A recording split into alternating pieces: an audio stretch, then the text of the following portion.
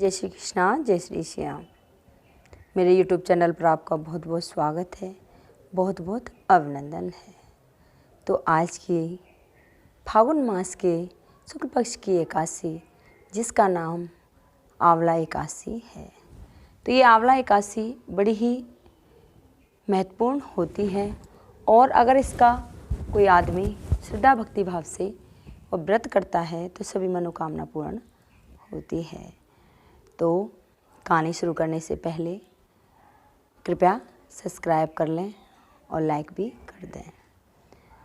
तो कहानी इस प्रकार है कि एक समय एक बुढ़िया माँ थी और बुढ़िया माँ हर एकादशी को व्रत किया करती थी और आंवले दान दिया करती थी।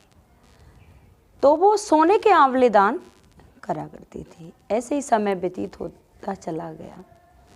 तो कुछ समय व्यतीत होने के पश्चात क्या होता है कि एक पड़ोसन आती है और उसकी बहू से बोलती है कि तेरी सास हर एकादशी को और आंवले दान करती है और वो भी सोने के। ऐसे तो तेरे घर में कुछ नहीं रहेगा, ये सारा धन बर्बाद कर देगी और तेरा तो घर खाली हो जाएगा। तो वो पूछती है कि मैं क्या करूं जिससे ये आंवले दान ना करे। कि अपनी सास से बोल कि सोने के आंवले बहुत दिन दान कर लिए, अब आप ऐसा करो कि चांदी के आंवले दान कर ले। तो जैसे एकादशी आई, अपनी सास से बोली, माँ जी आपने बहुत दिन सोने के आंवले दान कर लिए, अब आप ऐसा करो कि चांदी के आंवले दान कर लो, इससे तो हमारा सारा धन खत्म हो जाएगा। जो सास थी वो बोली, कोई बात नहीं बेटा, अब तक मैंने सोने के दान कर लिए, अब मैं चांदी के दान कर लूँगी, इसमें कोई बात नहीं है। तो वो चांदी के आंवले दान करना शुरू हो गई। अब कुछ दिन फिर व्यतीत होते हैं, फिर एक पड़ोसन आती है, फिर वही कि अरे तेरी सासू माँ चांदी के आंवले दान करती है, चांदी भी तुझे पता है बहुत महंगी है और चांदी इतनी महंगी है, ऐसे ही तो फिर तेरा सारा धन नष्ट हो जाएगा। इससे तो ये कह दे कि ये लोहे के आंवले दान कर ले। कहते ना, जब घर में आग लगाने वाले होते हैं तो वो घर बर्बाद हो जाता है। फिर वो अपनी सास के पास आती है और कहती है कि माँ जी आपने बहुत दिन चांदी के आंवले दान कर लिए, सोने के भी कर लिए, चांदी के भी कर लिए, अब आप ऐसा करो कि लोहे के आंवले दान कर लो। तो बहू बोली, कोई बात नहीं बेटा, तेरी ऐसी इच्छा है तो मैं तो लोहे के भी आंवले दान कर लूँगी। अब तो उसने लोहे के आंवले दान मंगवा दिए और वो लोहे के आंवले दान करना शुरू कर दिया उसने। ऐसे ही ऐसे फिर समय व्यतीत होता है। फिर वही पड़ोसन आती है और वो कहती है कि तुझे पता है लोहा भी कितना महंगा है। तो वो बहू बोली कि फिर मैं क्या करूँ। तो कह ऐसा किया कर, इसको कह दे मिट्टी के आंवले दान कर ले, लोहा भी बहुत महंगा है, तेरा तो सारा घर बर्बाद हो जाएगा। तो बहू सोच में पड़ जाती है और फिर कहती है, माँ जी आपने सोने के भी आंवले दान कर लिए, चांदी के भी दान कर लिए, अब आप ऐसा करो, और लोहे के भी कर लिए, आप ऐसा करो मिट्टी के आंवले दान कर लो। तो जो माँ सासू माँ होती है वो दंग सी रह जाती है, फिर भी वो कुछ नहीं कहती और कहती है कि ठीक है बेटा। तो बहू सिर पे मट्टी रख के लाए, वो आंवले बनाए और दान करे तो रोए कि मिट्टी के आंवले मैं किसको दूंगी। अब फिर वही पड़ोसन आती है कि तू सिर पर रख के इस मिट्टी को लेके आती है और तेरी सासू माँ फिर आंवले बनाती है। तो बोली कि और क्या करूं, कैसे, तो ऐसा कह दे इसको किसी तालाब के किनारे चली जाएगी, वहीं आंवले बनाएगी और दान करेगी। अब तो उस पड़ोसन के बहकावे में आकर और अपने सास से वो यही शब्द कह देती है कि माँ जी आपने बहुत आंवले दान कर लिए, मैं भी मिट्टी ला ला के थक गई हूँ, इसे तो ऐसा करो आप और किसी नदी के किनारे चले जाओ और वहीं आंवले बनाना और दान करना। तो सासू माँ की आंखों में आंसू आ जाते हैं और कहती है कि एक मेरे पति की धन संपदा जो उसने सारा कुछ बनाया और फिर भी आज मेरे से ये बातें कह रही है। और सासू माँ घर से निकल जाती है और एक नदी के किनारे बैठ जाती है और बैठ के वहीं मिट्टी के आंवले, एकादशी होती है आंवला एकादशी, वहीं मिट्टी के आंवले बनाती है और पानी में सरका देती है कि मिट्टी कि देख सोने के दान करया करती थी, फिर चांदी के हो गए, फिर लोहे के हो गए, फिर मिट्टी के हो गए, और आज यहाँ हम लोग को लेने वाला भी कोई नहीं है, ये मिट्टी के भी नहीं है। मेरी कैसी किस्मत। हे काशी महारानी, मैंने ऐसा कौन सा पाप कर्म किया है, उससे मुझे ये सज़ा मिल रही है। तो इतने ही देर में और मेरे कन्हैया को ग्यास माता कहती है कि हे ग्यास कन्हैया, और जाओ और उस बुढ़िया माँ का सहारा बनो।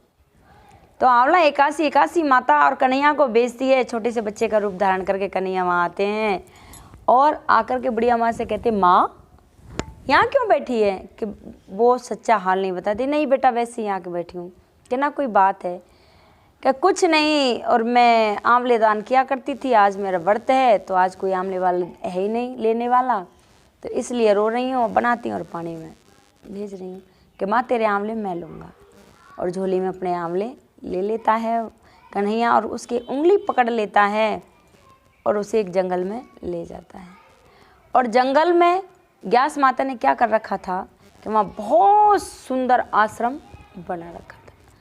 इतना सुंदर आश्रम कि उसमें नौकर चाकर काम कर रहे हैं, बाग बगीचे हैं, भंडारे चल रहे हैं, और इतना सुंदर आश्रम ग्यास माता ने बना दिया उसके लिए।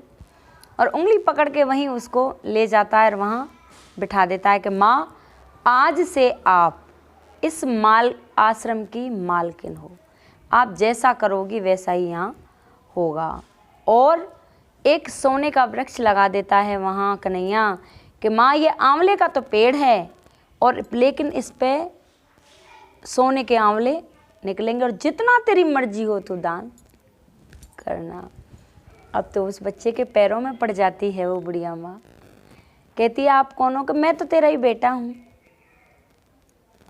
अब तो बुढ़िया माँ बड़े खुशी खुशी रहने लगती है वहाँ। और इधर उसके जो बहू बेटा थे उनके घर में खाने पीने को भी कुछ नहीं रहता। कहते हैं ना, हर किसी की किस्मत या न जाने कौन किसकी किस्मत से खा रहा है।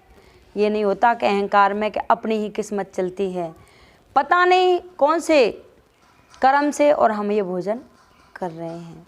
तो उसके घर में कुछ नहीं रहता और दर दर के भिखारी बन जाते हैं। और उसकी जो पत्नी थी वो बोली कि हमने सुना है कि पास का वो जंगल है, वहाँ वो एक बहुत बड़ा आश्रम है, क्यों ना हम वहाँ चलते हैं, और चल करके वहाँ कोई काम मिल जाएगा तो आप काम कर लेना, लेकिन 2 पेट भरने के लिए पेट रोटी तो मिल जाएंगी। और वहाँ एक बुढ़िया माँ है और वो सबको काम भी देती है और खाना भी खिला देती है। अब तो ये बातें सुनकर और दोनों जने वहाँ आ जाते हैं। आके और जो पहरेदार होता है उनसे कहते हैं कि हमें कुछ काम दे दो। तो वो कहता है कि हम अपनी जो हमारी माँ जी हैं उनसे पूछ के आते हैं। तो माँ जी ऊपर बैठी रहती हैं और देखती हैं कि उनके बहू बेटे हैं। तो वो माँ जी कहती हैं कि इनको काम दे दो, इस लड़के को तो दे दो कि ये माली का काम बाग बगीचे संभाल ले, और इस औरत को ये कहना कि ये मुझे नहला के जाए। अब तो ऐसा ही होता है, वो तो माली का काम करता है और वो औरत उसको जैसे ही नहलाने के लिए आती है, माँ जी कमर फेर कर बैठ जाती है। जैसे ही उसके ऊपर पानी डालती है और कमर को सहलाती है तो वो रो पड़ती है। तो माँ जी कहने लगी कि तू मेरी काया को देख के रोई या मेरी माया को रोक के रोई? तो वो औरत कहती है कि ना तो माँ जी मैं आपकी काया को देख के रोई, ना मैं आपकी माया को देख के रोई, मैं तो सिर्फ एक इस मस्से को देख के रोई कि ऐसी ही मस्सा मेरी सासू माँ के पीठ पे था, जो मैंने एक पड़ोसिन के बहकावे में आके और मैंने उनको घर से निकाल दिया। वो सोने के आंवले दान किया करती थी, दिन दूनी रात चौगनी थी, इतनी माया आती थी, पता नहीं कहाँ से आती और कहाँ जाती, लेकिन तब से वो गई हैं, हमारे घर में कुछ नहीं रहा, हम खाने को भी बेताब हो गए, दाने दाने के भिक्षुक बन गए। तो जैसे ही ये कहती है और वो रोती है तो माँ जी अपना मुख उसको दिखाती हैं। माँ जी उसको मुख दिखाती तो वो चरणों में पड़ जाती है कि माँ जी हमें माफ़ कर दो और हमारे साथ घर चलो। तो माँ जी कहती कि बेटी मैं घर वापस नहीं जाऊंगी, मैं तो यहीं रहूंगी, कि हमें भी कुछ अपने यहीं रख लो, कि तुझे रहना है तो रह ले और नहीं तेरी इच्छा। कि माँ हमने बहुत दुख दिए हैं आपको, हमें माफ़ तो कर दो और हमें कोई ऐसा यत्न बता दो कि जिससे हमारे घर में भी सुख शांति आए और हम भी कम से कम पेट पालने का गुजारा तो हो जाए। तो वो कहती है कि घर जाना और हर एकादशी का व्रत करना और जैसा भी तुझ पे हो जाए उसका दान पुण्य करना, खुद भले भूखी रह जाना लेकिन किसी को दरवाजे से भूखा मत भेजना। अगर तू ऐसा करेगी तो तेरे घर में दिन दूनी रात चौगुनी होगी। तो वो दोनों घर चले आते हैं और जैसे माँ ने बताया वैसा ही करते हैं। हे आंवला एकादशी महारानी, जैसे उस बुढ़िया माँ को दिया जैसे सबके लिए देना, सुख शांति देना, धन संपदा देना और घर में लक्ष्मी का वास देना, शौक भाग्य की वृद्धि करना। अगर ये मेरी कथा किसी को अच्छी लगी हो तो कृपया लाइक सब्सक्राइब करें। नीचे एक बेल आइकन का बटन है, उसको भी प्रेस कर दें और कमेंट में ज़रूर लिख के भेजें बोल एकादशी महारानी की जी, क्योंकि जो कमेंट में लिखकर एकादशी महारानी की जय बोलेगा उसकी एकादशी महारानी सभी मनोकामना पूर्ण करेगी, उसके वारे नारे करेगी, भंडारे भरेगी। बोले एकादशी महारानी की।